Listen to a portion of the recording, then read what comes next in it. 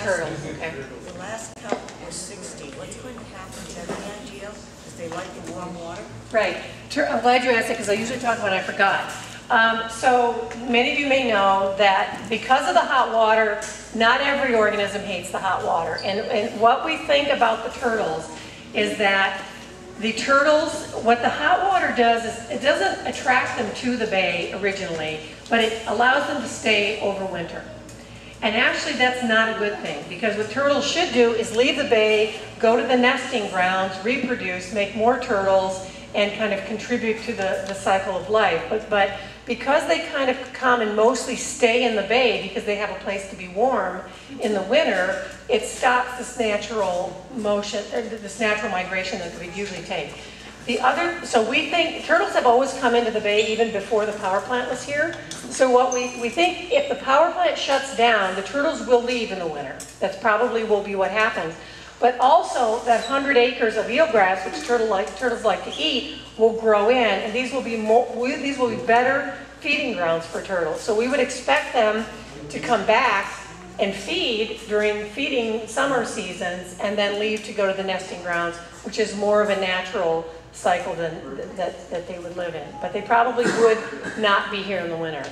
But it's not actually not a great thing that they do stay, because it's what's called a sink in the environment. It means adults go into it and they don't do their reproductive continuing themselves like they should. Does that answer your question? I've heard that the reason the turtles are here is because way back when the ships come in to drop their loads off, or they dropped a bunch of turtle cages off, and they broke apart, and that's why the turtles are in San Diego. They were really brought here and up in this area to eat. Yeah, I've heard that too. Yeah, there was also a turtle soup factory here for a while.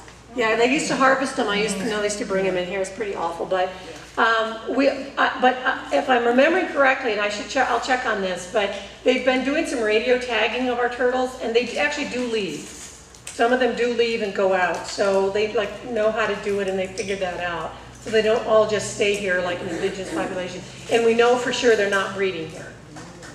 So they just live here, then they die. So they're as good as, not a producing member of a turtle. Yeah. Do you know where they're going? Because of Baja getting a lot of turtles, and they sell a lot of turtle food stuff in Baja. So are they going to sell to Baja California?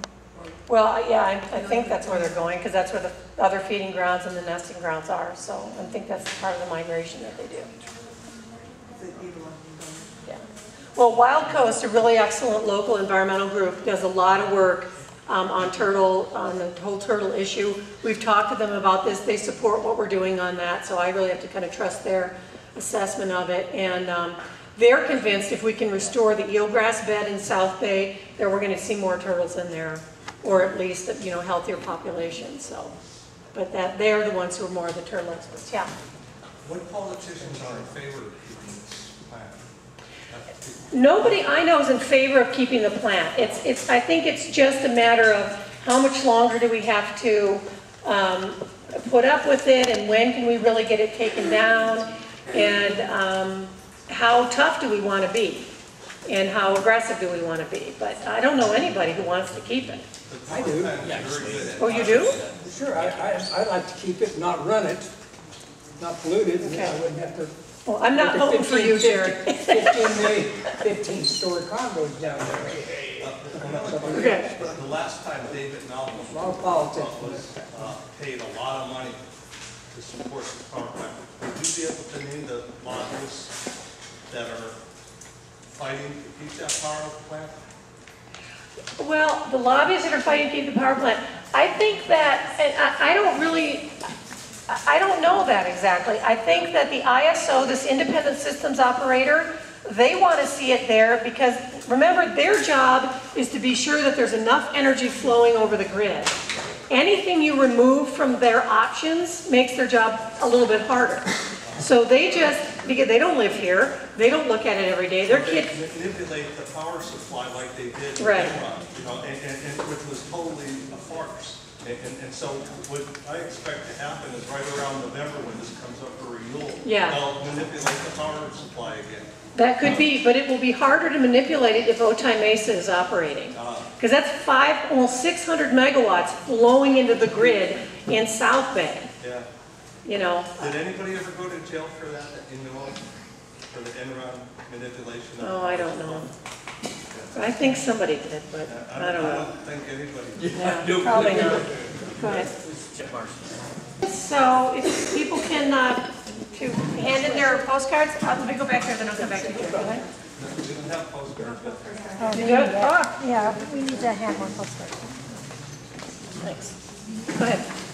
Yeah, I think I would take an opposite view here. I'm not saying that, I'm sure everybody would agree there's a better way to produce power these days in that power plant. But you gotta remember, we've all been deriving benefit from that plant. And if we replace it with something better, that's fine.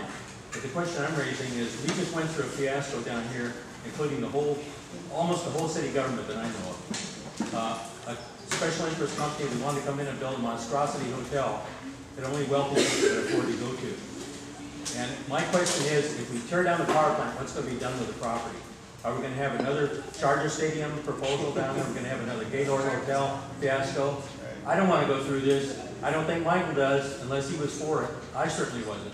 I think there's better use of that property. Once it's cleared off, decontaminated and everything, then the whole thing's up for grabs again. We go through this whole cycle all over again. Okay, did you want to say something before I answer? Just Okay. let me finish what I'm saying. Yeah.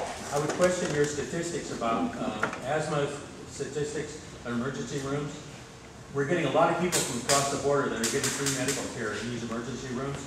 There's certainly a lot more pollution in Mexico. If they come up here to get treatment, then it skews the whole statistic. You can't rely on No. it as a statistic from the power. Well, those statistics are not ours, they're the counties. They're the counties assembled the health data, and those are representative of the zip codes where the child lived.